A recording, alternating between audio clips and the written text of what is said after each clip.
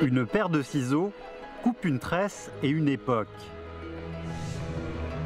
Une feuille d'examen révèle l'histoire de la première université chinoise. Un livre traduit provoque une révolution nationale de la pensée. Un journal témoigne 100 ans de vicissitudes de la Chine. Une ville enclenche l'évolution d'un pays ancien. Le barrage des idées des Chinois levé, l'initiation commence par là.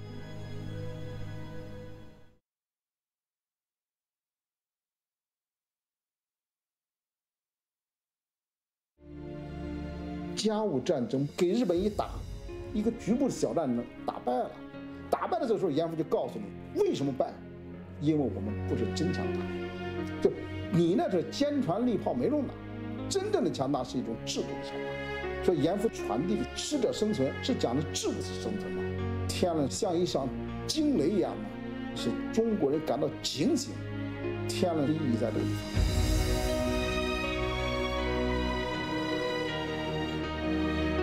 Évolution et éthique permettaient aux Chinois de connaître le courant idéologique du monde.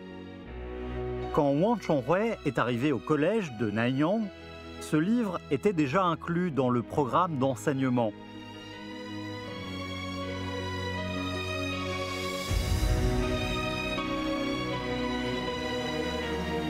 En 1926, Lu Xun, alors âgé de 45 ans, se rappelait dans un essai sa lecture de ce livre en mangeant de la galette, des cacahuètes et du piment lorsqu'il était jeune.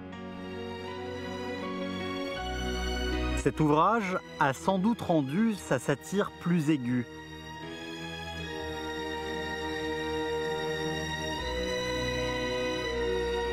Au départ, écrit à Tianjin, Évolution et éthique a influencé beaucoup de Chinois.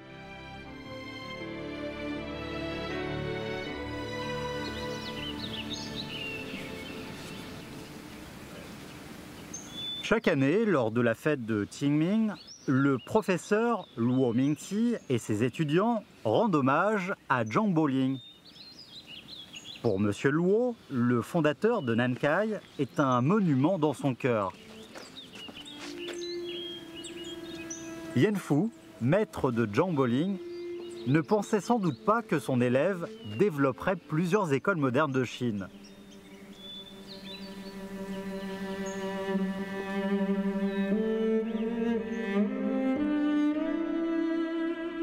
Zhang Boling avait été soldat dans sa jeunesse. Il avait étudié à l'école navale de Beiyang et rêvait de sauver la Chine par la voie militaire.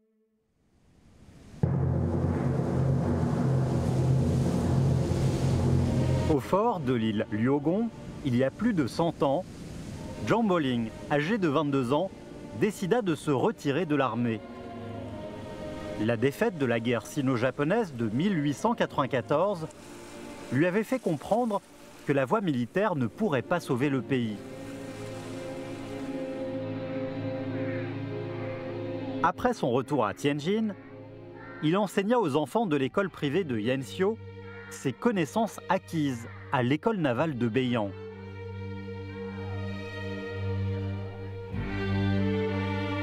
Yanxiu, vice-ministre de l'Éducation, s'intéressait beaucoup au savoir-faire occidental. Les cours d'anglais, de mathématiques, de physique et de chimie donnés par Zhang Boling lui ont élargi l'horizon.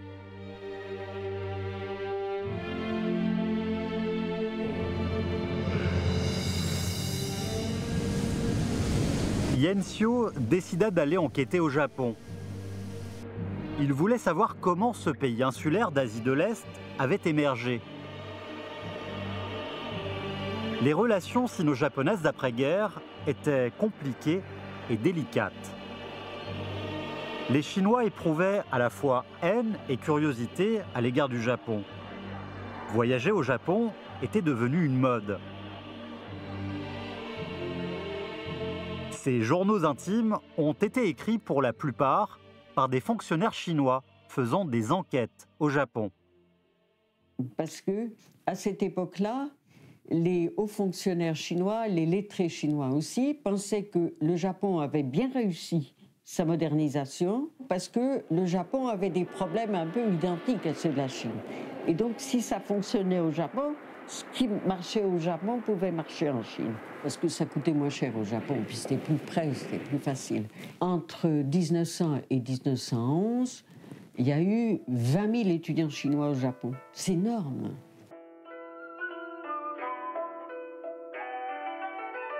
Voici le journal du voyage à l'Est, écrit par Yan Xiu, racontant ses 2 séjours au Japon. Il a observé minutieusement les écoles japonaises. La confiance en soi des élèves japonais lui a fait savoir que l'éducation était le fondement de tout.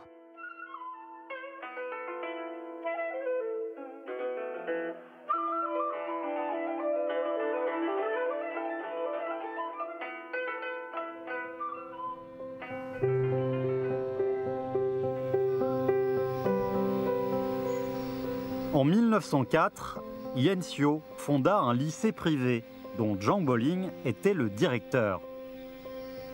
Grâce à la promotion auprès des nobles de Tianjin, l'école a attiré plus de 100 élèves.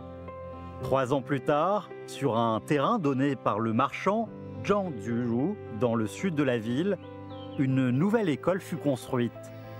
Ce campus, nommé Nankai, devint le nouveau point de départ de l'éducation en Chine.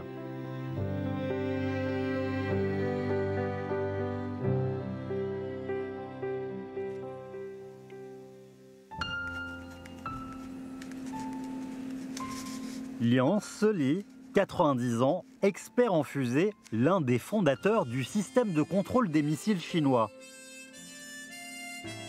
Son père, Liang Zichao, est un célèbre penseur du début du XXe siècle. Liang Seli est le plus jeune de la fratrie des 9 frères et sœurs. Né quand son père avait 51 ans, il était surnommé Old Baby. La famille Liang a un lien profond avec Nankai. 因为我父亲梁启超在南开讲过课，而且呢，我哥哥也上南开中心、南开大，我姐姐也曾经上过南开女中，就是我们家里实际上就跟南开有很深的渊源，所以我上南开时好像自然而然的一定要上。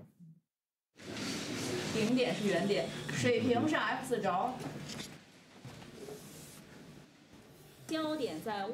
Aujourd'hui, avec l'aide d'instruments, on peut dessiner facilement des courbes, des triangles ou des cercles.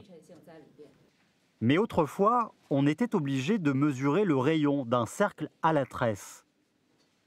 Durant la période de pénurie matérielle, Zhang Boling devait se démener pour la survie de son école. 当然也很难办，它是民办教育，它纯粹是 到处去募捐，求爷爷告奶奶，当然他的关系也很多，可是所有钱全是他募捐来的。En versant 10 000 yuan, le donneur obtenait un poisson rouge élevé au campus de Nankai. La plupart des célébrités de l'époque avaient un tel poisson chez eux. La peine de Zhang Boling n'était pas comprise par tous. 张伯苓当时他就讲过，他出去找钱的时候，很多土豪劣绅、地主、军阀都给他钱，好像这个钱来的不怎么干净。他就讲，花朵需要粪土来培养，这个比喻非常深刻。他的目的呢，就是教育救国。 Malgré la pénurie de fonds, Zhang Boling embauchait toujours les meilleurs enseignants. 我记得教师的工资大概比一般的学校要高，而且高不少，所以能聘请到很好的老师。南开的名气很大，所以真的好教师愿意到南开来教，而且去南开的学生也是水平比较高的，可以教出来好学生。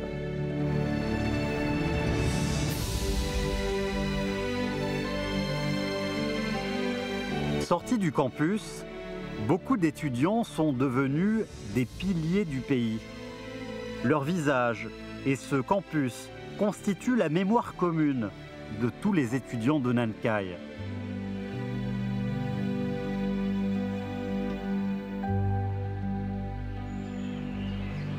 Ce miroir à l'entrée est devenu un symbole de ce bâtiment. 进去以后，有一面镜子，那地方照镜子，镜子的上头写“脸必净，鼻必正”。大必礼，衣必整，纽必结，头容正，肩容平，胸容宽，背。实际上，这个孺子格言呢，就40个字，这个是严范生先生提出来的。这个头一句话面必净，尊严。 头容正，抬起头来，堂堂正正做人；肩容平，承担责任；胸容宽，宰相度量好乘船；背容直，挺起腰杆做人；修身齐家治国平天下。修身不仅仅是外表，更主要的是灵魂的要求。所以孺子格言，我们当时那个人不但能背下来，更能做到。On dit que John Bolling a amené le directeur de l'université Harvard devant ce miroir et traduit mot à mot ses devises. Plus tard, ces devises sont aussi devenues populaires sur le campus de Harvard. 我那个年龄，11、12岁的时候，正是人生观形成的开始。他的教育是真正的教我们怎么做人。 我觉得对我后边一生还是起着很大的作用。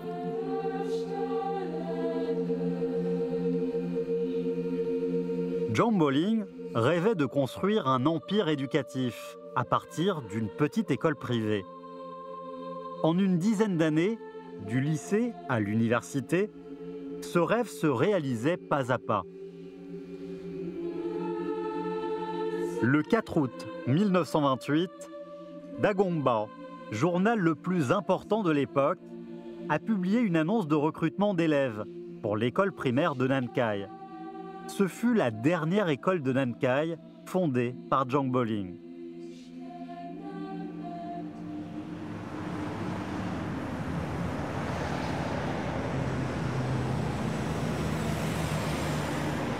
Hong Kong, siège du Dagomba. Au crépuscule, les journalistes et employés sont occupés à l'écriture d'articles et à la mise en page. Le 17 juin 2013 est un jour spécial pour le journal.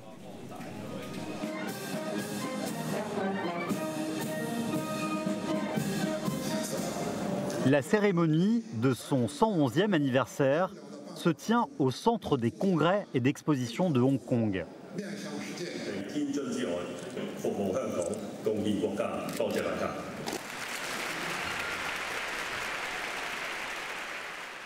Dagomba est le plus vieux journal de Chine.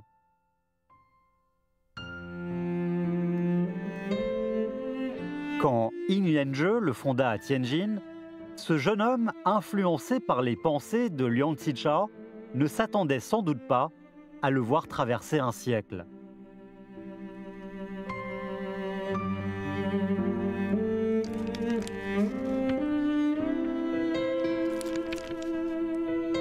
Depuis longtemps, l'acteur Ying Zhuang collecte des documents sur son arrière-grand-père Ying Lianzhe.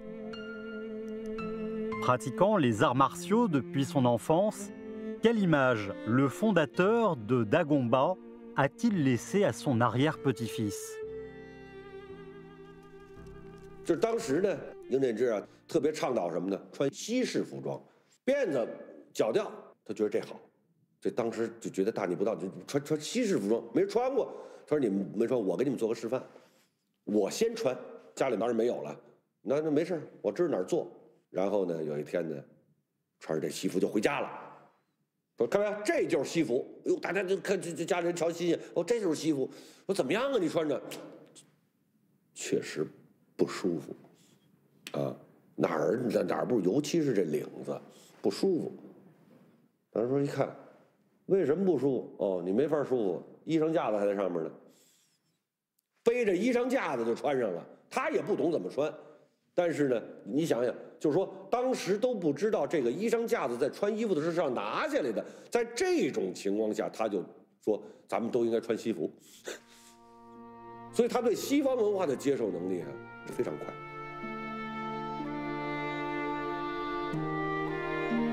À partir d'un costume, Yin Lianzhe se changeait lui-même et influençait toute la société. Comme Zhang Boling, il était retiré de l'armée. Dès le premier numéro de Dagomba, il appelait à éclairer l'esprit du peuple et améliorer l'atmosphère sociale afin de changer la Chine traditionnelle.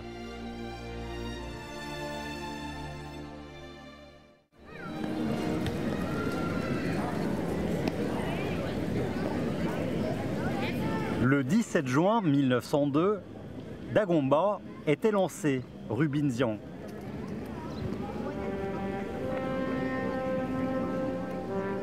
Il exhortait à débander les pieds des femmes, couper les tresses, interdire l'opium et arrêter le concubinage. Ces articles, visant à former un peuple moderne, étaient publiés à Tianjin, puis influençaient la Chine. Les femmes chinoises, dès leur enfance, étaient obligées de bander leurs pieds.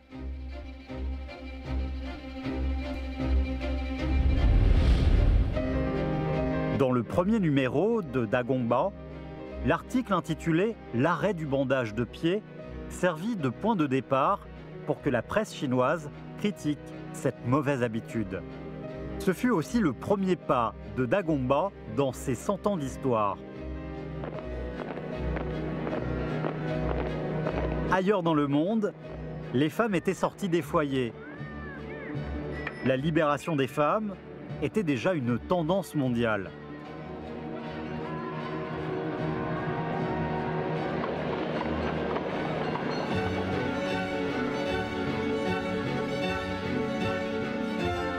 L'appel des Chinois s'est fait entendre dans la cité interdite. En 1904, sous l'approbation de l'impératrice douairière, une école de filles fut ouverte à Zhongnanhai. Un an plus tard, la Chine envoya pour la première fois des étudiantes au Japon. Le destin des femmes chinoises commença à changer.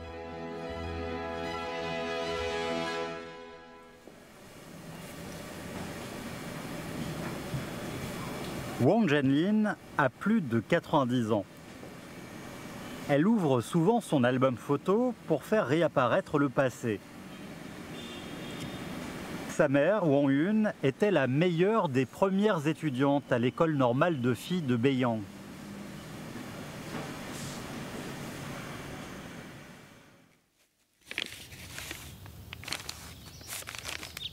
Imaginons l'histoire du passé. Il y a un siècle, au début de l'été 1906, Wang Yun était admise à cette école. Elle avait eu la meilleure note et devait aller s'inscrire à Tianjin dans les 3 jours. Quels étaient ses sentiments à ce moment-là? 那时候科举已经取消了，我那舅舅他们都没去考科举了。有个女孩中了，考了个学校考了个第1，挺高兴吧。外公一看录取通知书，就说既然考进去就去上吧。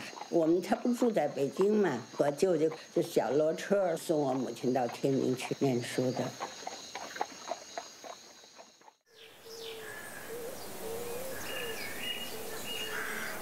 Le siège de l'Institut des Beaux-Arts de Tianjin était autrefois celui de l'École normale de filles de Beiyang.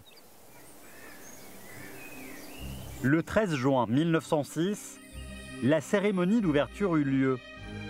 La directrice de l'enseignement était Lu Bichan. Elle n'avait que 23 ans. Issue d'une famille lettrée, elle était talentueuse en littérature et connue dans le monde de Tianjin.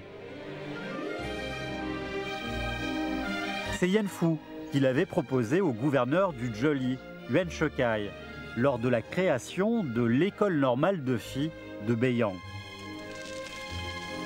Pleine d'ambition, la jeune directrice se demandait quelles seraient les meilleures formes d'éducation.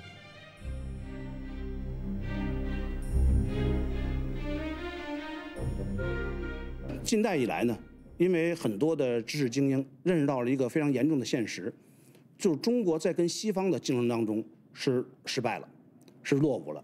要想改变这种面貌呢，一定要再造国民，而再造国民很重要的一个方法和途径呢，就是要培养新的国民之母。而这个国民之母呢，一定是说受过新式教育的，能够对国家社会发展有所认识和了解的，然后呢，才能担当起这样的大任。 Ce sont des images jamais vues dans l'éducation traditionnelle. L'éducation moderne donnait aux élèves des impressions toutes nouvelles. L'école a même embauché des étrangers. Tout cela dans le but de former une nouvelle génération de femmes.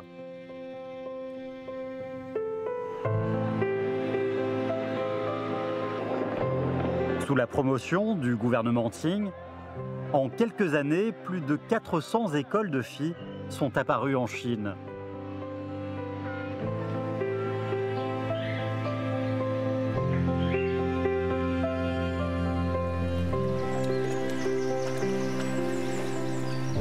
Après ses études, Wang Yun est devenue l'une des premières enseignantes de Chine.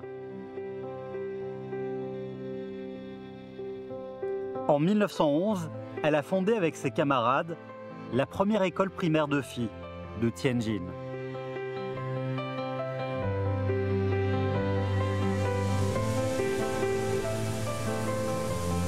Leur directrice, Lu Bichang, est allée encore plus loin. Plus tard, elle est allée étudier à l'université Columbia aux États-Unis. Pendant des décennies après ses études, elle a donné des discours publics dans le monde entier pour faire connaître la Chine en Occident. Cette femme de Tianjin a créé une nouvelle image des femmes chinoises sur la scène internationale.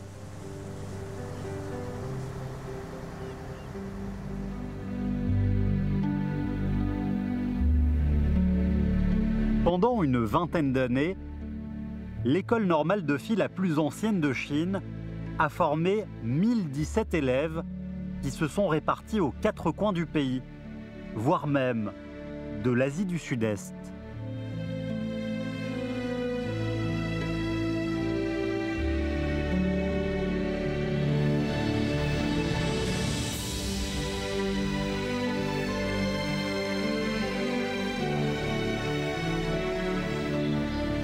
Sur les colonnes de pierre abîmée est gravée l'évolution de l'école, qui a changé 11 fois de nom en 90 ans.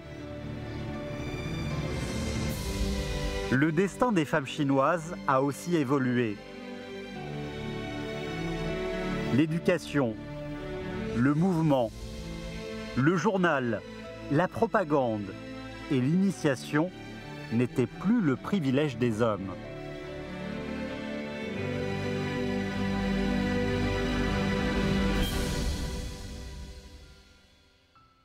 Dans le Dagongba du 26 juin 1902, fut publiée cette annonce matrimoniale. Cherche femme sans les pieds bandés et qui connaît à la fois la culture chinoise et la culture occidentale. L'esthétique a changé, ainsi que les critères des hommes pour leur future épouse. L'histoire a tourné une page avec cette petite annonce de dizaines de mots.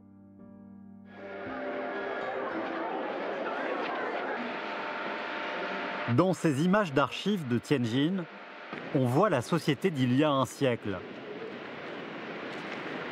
On se faisait couper les tresses, portait des vêtements occidentaux et les noces de style occidental sont entrées dans les vies.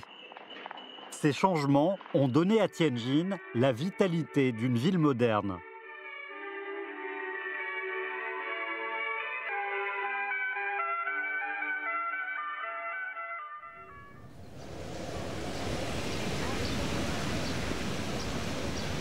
Au 44 rue Minzu se trouvent 2 bâtiments en briques et bois de style occidental.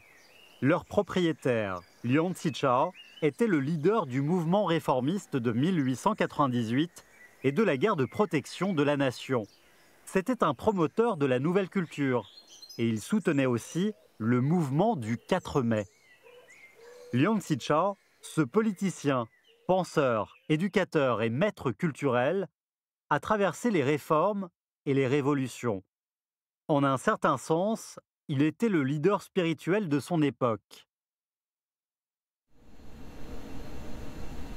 En 1915, Liang Qichao et sa famille ont déménagé à Tianjin. Il a écrit ici beaucoup d'ouvrages importants de ces dernières années.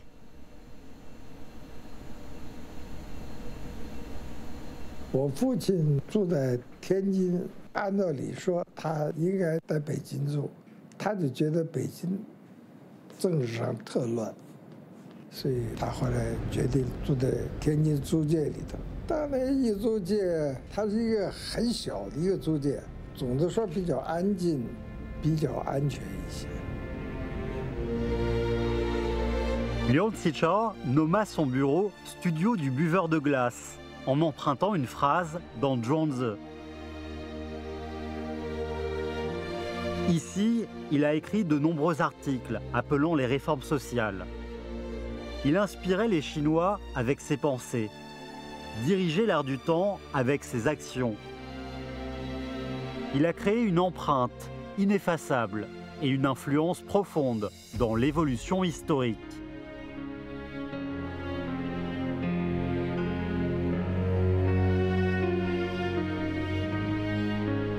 Évolution et éthique, traduit par Yan Fu, a marqué toute une génération. Les successeurs, formés par les nouvelles pensées, commençaient à réfléchir sur le futur du pays.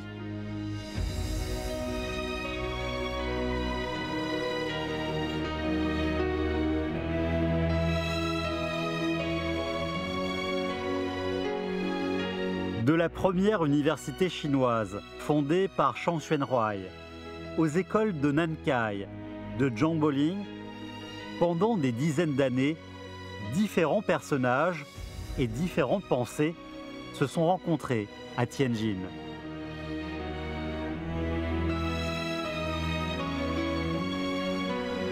Une jeunesse intelligente rend la nation intelligente.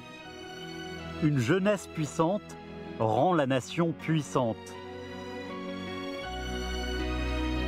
On espérait que la Chine ancienne pourrait procéder courageusement aux réformes pour ne pas rester en arrière. C'est là la force de l'initiation.